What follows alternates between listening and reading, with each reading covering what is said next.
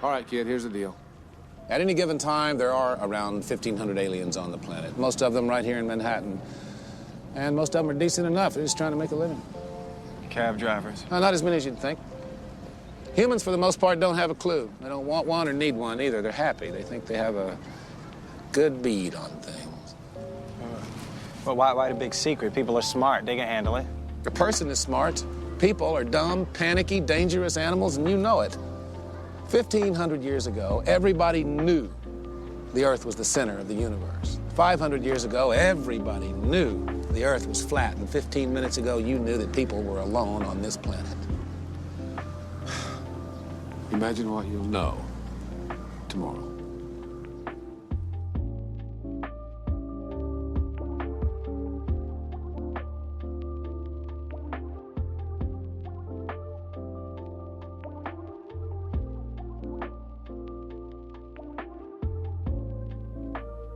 Considering the great toilet paper raid of 2021.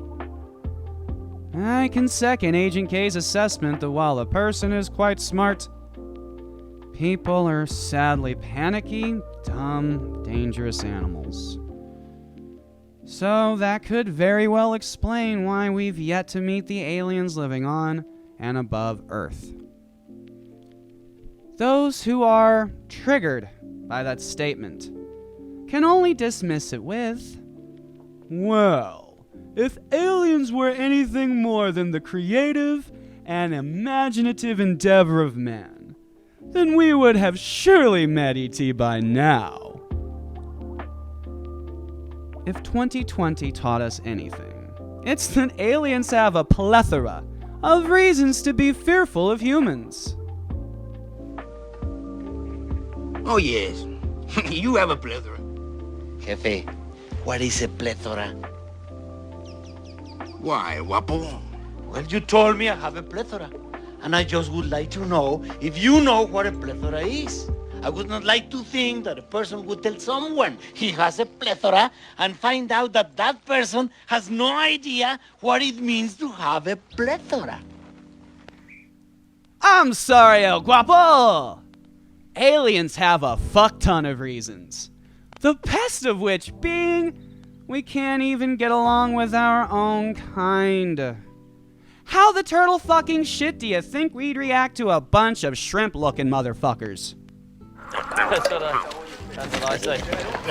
Now you see. Now the kid, there's just kids everywhere. There's kids everywhere. Yeah. You know, this is what I mean. This is why we get rid of them. No, the little ones. Yeah, that's why we are bored. Should I shoot the little bastard? No, you can't shoot it now, man. It's illegal. Hello? Hello, little guy. Give me you. Yes, a sweetie for you. Okay, there you go. Eat your sweetie. He's gonna eat his sweetie. Works like a charm every time. You know, never... Oh, fuck, man. Hey, come on. Hey! You must bug my eye with a fucking lollipop. Haim Eshed was a colonel in Israeli military intelligence. He also worked as the director of Israel's space program for over 30 years and is a 3-time winner of Israel's Defense Prize. But wait! There's more! Haim Eshed is also known as the father of Israel's space program. Haim had this to say in December of 2020. The unidentified flying objects have asked us not to publish that they are here. Humanity is not yet ready. The United States and Israeli government have been in contact with extraterrestrial life for years. Both governments have signed secret agreements with the Galactic Federation in order to do experiments on Earth. Additionally, there is a joint base underground on Mars, where aliens collaborate with American astronauts. If I would have come forward with what I am saying today, 5 years ago, I would have been hospitalized. Today, though, they're already talking differently. I have nothing to lose. I've received my degrees and awards. I am respected in universities abroad, where the trend is also changing.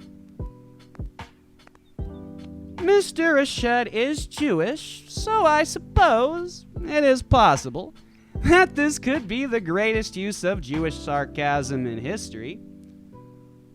Or this nearly 90-year-old man finally felt his balls drop to the floor. He knew one wrong step, and it's the Nutcracker finale. So maybe he thought it was best to get the truth out there while he still has the balls to do it. Isaac Ben Israel, current chairman of Israel Space Agency, was quick to dismiss the claims, stating, "Although Eshed is the father of Israel's space capabilities, he went too far with his claims, and it's unlikely that human-alien encounters are occurring. For decades, Eshed has fancied unconventional interpretations of incoherent space signals that most consider to be of natural origin." That dismissal gives proof that Eshed has been consistent with his own interpretations for decades. And why would Israel confirm his theories? Especially if they are still under orders from the Galactic Federation. Ditto for this statement from NASA. "We have yet to find any signs of extraterrestrial life." Mr. Eshed is the subject of a recently published book, The Universe Beyond the Horizon, Conversations with Professor Haim Eshed, which is written by Hagar Yanni. There have been claims that this interview was just a publicity stunt to promote the book, which came out a month prior. Publicity stunts are normally done to promote the launch of a product. They are rarely done after the fact. No one says to the PR department, "Fuck it. Let's see if it flops, and if so, then we'll ramp up promotion."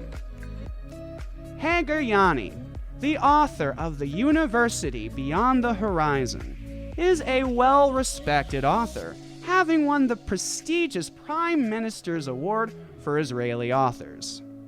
Would Miss Yanni throw her career down the shitter by getting involved in something that she must know has less than a snowball's chance in hell of being taken seriously? In the book, Haim makes claims that aliens prevented potential nuclear disasters, including an unspecified event during the Bay of Pigs invasion. There are many other stories from many other sources about aliens interfering with Earth after our use of nuclear weapons and after our displays of mass violence, which is also a plot point from the film The Day the Earth Stood Still. The universe grows smaller every day, and the threat of aggression by any group, anywhere, can no longer be tolerated. There must be security for all, or no one is secure. Now, this does not mean giving up any freedom, except the freedom to act irresponsibly. Your ancestors knew this when they made laws to govern themselves and hired policemen to enforce them. We of the other planets have long accepted this principle. We have an organization for the mutual protection of all planets and for the complete elimination of aggression. The test of any such higher authority is, of course, the police force that supports it. Most of what Haim said has been said before in movies, TV shows, and other forms of media. Shit, even our own astronauts have made claims regarding UFOs and alien life on planet Earth, no less. Still, until now, no one who's held such high positions in government has made claims regarding UFOs or aliens. Right? Surely if they had, it would have been pretty big news. Right? Oh, well, I mean, at least no one in a high-ranking position has ever seen or talked about seeing UFOs. Well, there is probably a really well-fabricated reason for this. Ah, look, there it is. high-altitude barium release clouds. Now this is a very good answer. So why did it take until 2020 to make that a fact? Why did Jimmy Carter promise to disclose the information once elected as president, then cite defense implications as the reason he could not once he was elected? I suppose he could have been trying to avoid embarrassment, but hang on. We now have video proof of UFOs. Proof that the United States government disclosed in April of 2020. Those UFO videos are not super recent, but they're also not from Jimmy Boy's era. Which leads me to wonder, what could Jimmy Boy not disclose due to defense implications? Jimmy Boy was a pretty outstanding leader, so why not be a role model and quell the whole UFO shitstorm by admitting that even the president could get caught up in UFO mania? After all, it did sweep the nation hard during his lifetime. I suppose that might have been part of the defense implications. Someone could have tried to paint Jimmy Boy as mentally incompetent for making that kind of foolish mistake. Well, that would make sense while Jimmy Boy was in office. After the fact, he could have totally cleared it up, but he never really did. Jimmy Boy did say later on that his knowledge of physics had made him sure that it was an unidentified flying object, but it was not an alien spacecraft. Why not just say, I was wrong? Sure, the Donald could never say those words without bursting into flames. But Jimmy Boy? He's not arrogant. He cares about people. So the conflicting narratives make no sense. Unless you factor in Agent J's poor use of the neuralizer. Good afternoon. Please give your attention to my associate, Agent J. He's going to demonstrate an electro-biomechanical neural transmitting zero synapse repositioner. We call it the neuralizer. Keep it simple, Slick. Thanks a lot. Thank you, Agent K. Ladies and gentlemen, if you will, look right here. Okay, you know how you're on an airplane and the flight attendant asks you to turn your cell phone off? And you like, I ain't turning my cell phone off. That don't have nothing to do with no damn airplane. Well, this is what we get. That's what happens. It gets up there, bounces around on the satellites, and blam!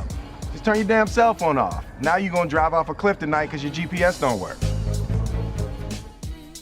So, in conclusion, yes, maybe I smoke too much pot, watch too many movies, and have played one too many video games in my day.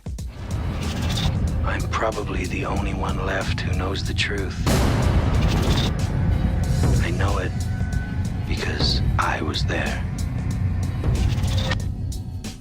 Then again, aside from maybe the pot, I'm pretty sure most of you have experienced the same kind of pop culture as I have. As a matter of fact, I'm certain y'all have experienced these concepts through pop culture, just like I have. While most of you assume it's just entertainment, I'm retarded enough to believe aliens are using our pop culture to educate and prepare us for our introduction to the real nature of the universe. No, Kay, it's actually kind of sad, man. Really, we need to let them out of there. I mean, they need to know the world is bigger than that. Still a rookie.